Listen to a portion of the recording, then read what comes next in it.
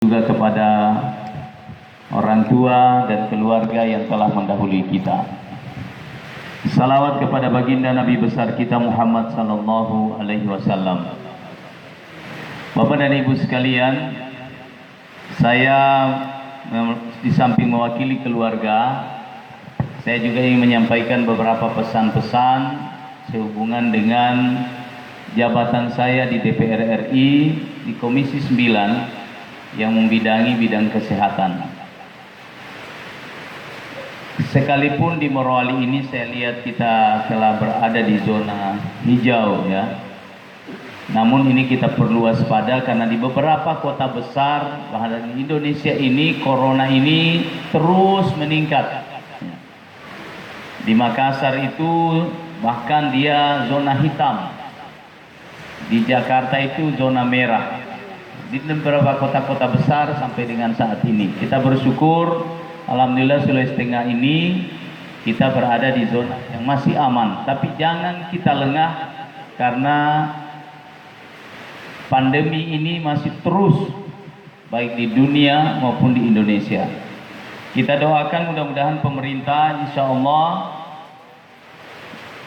dalam waktu beberapa bulan ke depan, karena sekarang vaksin untuk corona ini sudah ditemukan baik di luar negeri maupun vaksin yang ditemukan sendiri oleh putra-putri Indonesia, sehingga diperkirakan nanti bulan Januari 2021 insya Allah seluruh rakyat Indonesia sudah akan divaksin dengan vaksin corona.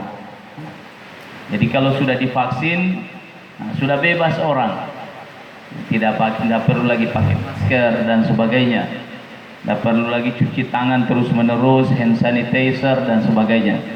Tapi kalau sekarang ini kita dianjurkan untuk tetap menggunakan masker, untuk tetap mencuci tangan sebelum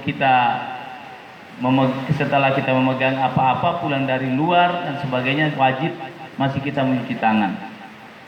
Saya lihat di sini luar biasa, tidak ada lagi antara kita jabat tangan. Saya kaget-kaget juga datang di Morowali, jabat tangan, bercium pipi kanan. Sementara kita kalau di Jakarta, pokoknya begini saja, dengan tinju, dengan siku baru kena. Tidak ada lagi orang bercium-cium sekarang kalau di kota. Cuma di Morowali Habib, saya lihat tidak ada orang berpusing, hantam saja. Jadi saya kira kita doakan, tapi intinya semua itu tadi Allah Subhanahu wa Ta'ala tentu akan berikan perlindungannya kepada kita sepanjang kita selalu mengingat Allah dan meminta perlindungan dari Allah Subhanahu wa Ta'ala. Tadi Habib sampaikan, kita banyak mengamalkan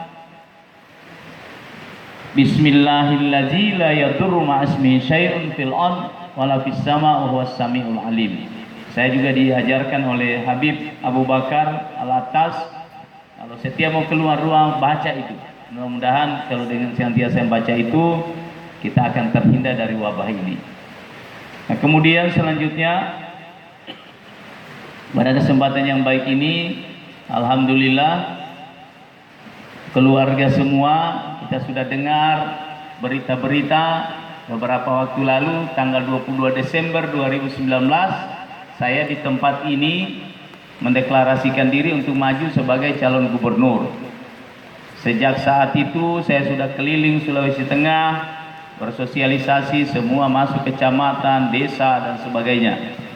Kemudian kemarin kita sudah dengar pendaftaran KPU sudah dilaksanakan tanggal 4, tanggal 5, tanggal 6, dan alhamdulillah saya tidak bisa mendaftarkan diri sebagai calon gubernur disebabkan karena perahu yang saya mau tumpangi tidak cukup.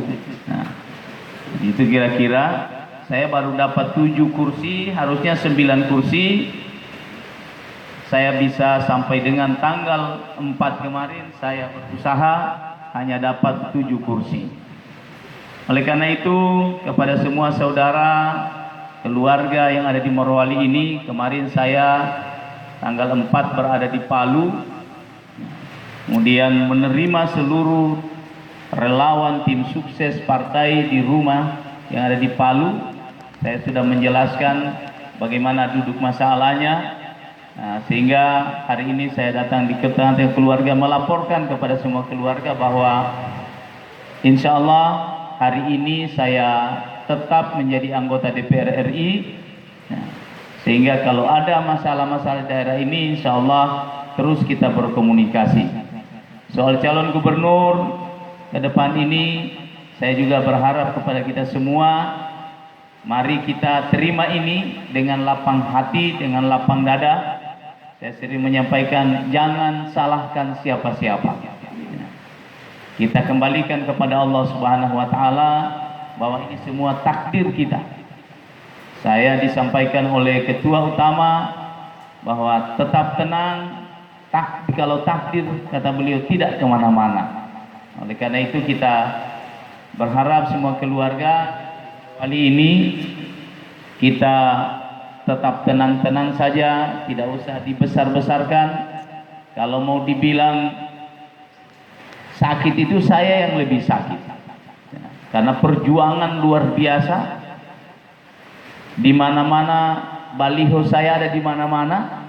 Saya sampaikan kemarin semua relawan di Kota Palu, beban moral terbesar bagi saya adalah bagaimana caranya menurunkan baliho itu. Karena ini sudah mau dimulai pertandingan, tidak enak juga kalau masih ada kasihan baliho itu berdiri di mana-mana, sementara tidak ikut bertanding. Nah, kira-kira ini. Tapi ada kemarin yang kasih tahu saya, oh ada caranya Pak, tidak usah dikasih turun, tinggal kita pilok saja 2024. Nah, kira-kira begitu, supaya mengobati hati saja itu sebenarnya, ya. Tadi saya sudah dikirim Habib foto-fotonya, baliho-baliho di Parigi Motong, orang sudah pilot, tidak mau kasih turun, orang sudah tulis saja 2024.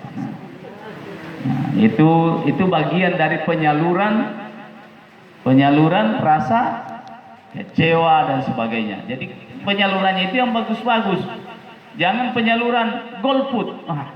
Itu tidak betul, itu tidak boleh golput orang. Baik ajar di negara, di agama tidak dibolehkan kita tidak memberikan pilihan, ya, sepanjang tersedia pilihan-pilihan itu. Jadi ini sampaikan, tapi semuanya terpulang kepada kita masing-masing. Saya ini tidak mau mengarahkan, mau pilih yang mana dan sebagainya. Secara pribadi saya tidak dalam posisi, saya ditanya bagaimana Pak, jadi kita mau kemana? Saya bilang nanti tanggal 23, kalau sudah enak-enak saya punya hati, baru saya bilang kalau mau ikut saya pilih di sini. Tapi kalau sekarang ini saya takut menentukan pilihan karena saya punya hati belum stabil. Kasih lewat dulu, kalau orang meninggal kasih lewat malam ke-7. Ini baru malam keberapa ini, ya. Jadi kira-kira begitu teman-teman semua, bapak-bapak, orang tuaku, keluargaku. Kita pulang, jangan berpolemik. Kita selalu mengingat Allah, Qulillahumma malikal mulk tu'til mulka man tasha wa tanzi'ul mulka mimman tasha wa tu'izzu man tasha wa tuzillu man tasha biadikal khairi innaka ala kulli syai'in qadir. Allah berfirman, katakan hai Muhammad bahwa kekuasaan itu milikku, saya yang akan memberi kepada siapa yang saya kehendaki, dan saya akan cabut kekuasaan itu dari orang yang saya kehendaki. Jadi artinya bahwa persoalan kekuasaan itu milik Allah, dan itu saya yakini selalu dalam hati saya. Kita bersyukur, alhamdulillah Allah tahan saya di sini. Jadi kalau ada orang, siapa yang tahan kamu tidak masuk? Allah yang tahan saya supaya tidak masuk. Berarti bukan rezekiku jadi gubernur tahun ini. Makanya Allah bilang sudah berhenti sampai di sini supaya jangan terlalu banyak rugimu. Bayangkan kalau kau ikut bertanding, sudah keluar DPR RI, terus tidak menang, hancur semua. Nah, sekarang coba lihat, Allah sayang kita, dia bilang sudah berhenti saja, sudah berhenti di sini, supaya jangan hilang apa yang sudah kau miliki hari ini. Jadi apa yang disampaikan Habib tadi, saya kira itu menjadi bahan renungan bagi kita semua. Jangan salahkan siapa-siapa. Mari kita merenung seperti yang disampaikan Habib tadi. Kalau lidah tergigit, nah, jangan kita mau salahkan siapa. Jadi tadi maksudnya Habib itu. Cuma Habib ini kan kalau bicara halus-halus, cuma dia kasih tahu kita Habib bilang jangan kasih salah siapa-siapa ini persoalan calon gubernur ini. Jangan salahkan siapa, menjadi bahan renungan bagi kita semua. Dan silakan nanti keluarga kembali di desa masing-masing, silakan berpikir yang jernih, karena insya Allah pemilihan gubernur ke depan ini kita punya 2 calon gubernur. Tapi itu pun nanti tanggal 23 September itu baru ada penetapan calon gubernur. Sekarang ini baru bakal calon, sekarang masih proses kesehatan, macam-macam syarat-syaratnya. Nanti kalau tanggal 23 sudah ditetapkan, berarti lonceng pertandingan dimulai. Nah, baru di situ baru kita diskusi. Insya Allah saya akan kembali aktif di DPR RI, di Komisi 9 yang membidangi kesehatan, ketenaga kerjaan. Jadi kalau ada keluarga kita persoalan kesehatan, persoalan orang mau sekolah dokter, orang mau persoalan BPJS dan sebagainya, itu tugas saya. Hubungi saya. Kalau ada orang persoalan tentang tenaga kerja, buruh dan sebagainya, hubungi saya.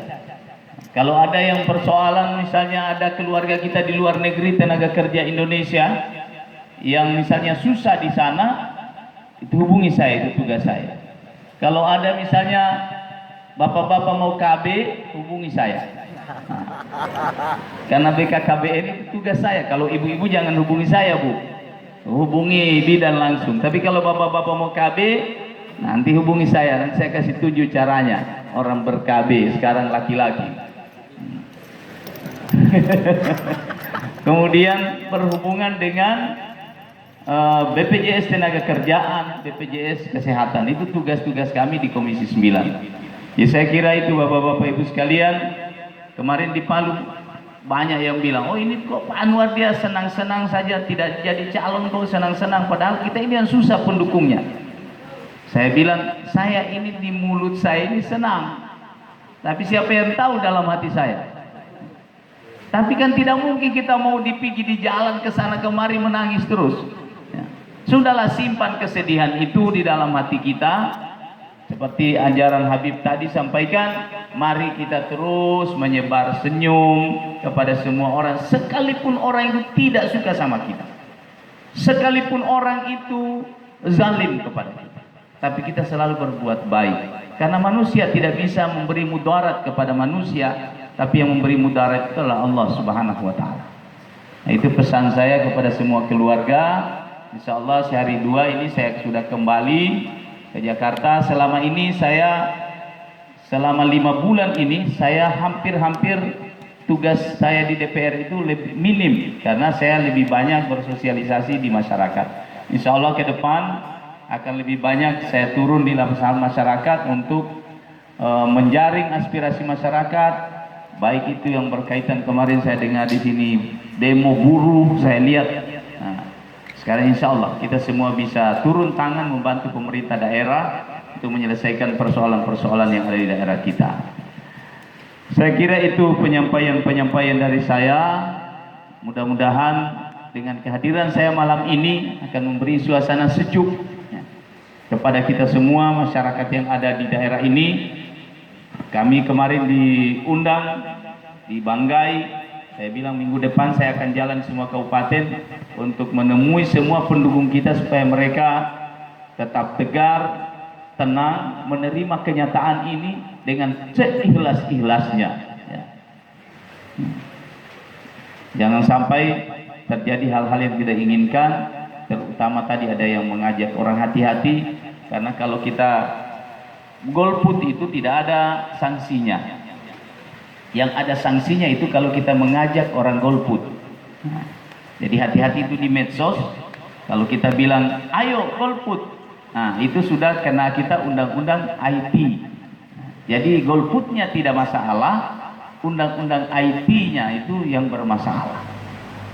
Jadi kalau mau golput jangan pakai HP. Baku bisi-bisi dari mulut ke mulut. Tidak, dari mulut ke mulut baku bisi begitu. Golput. Asal jangan di HP, hati-hati. Tapi itu bukan solusi. Ya. Bukan solusi kalau orang golput. Ya. Karena kalau kita golput, itu berarti kita tidak ikut berpartisipasi kepada sistem pemerintahan negara kita. Saya kira itu yang dapat saya sampaikan. Lebih dan kurangnya mohon maaf. Doakan saya, insya Allah hari ini adalah sukses yang tertunda. Tetap semangat, insya Allah 2024 kita ketemu lagi. Demikian apa yang dapat saya sampaikan. Lebih dan kurangnya mohon maafkan. Wallahu musta'an. Assalamualaikum warahmatullahi wabarakatuh.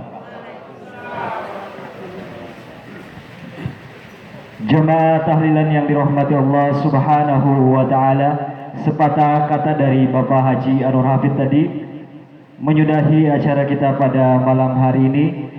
Terima kasih kepada seluruh keluarga dan kerabat yang telah menghadiri acara tahlilan pada malam hari ini, bil khusus kepada Al Habib Sayyid Ali bin Muhammad Al Jufri yang telah bersama-sama dengan kita. Sekian acara pada malam hari ini.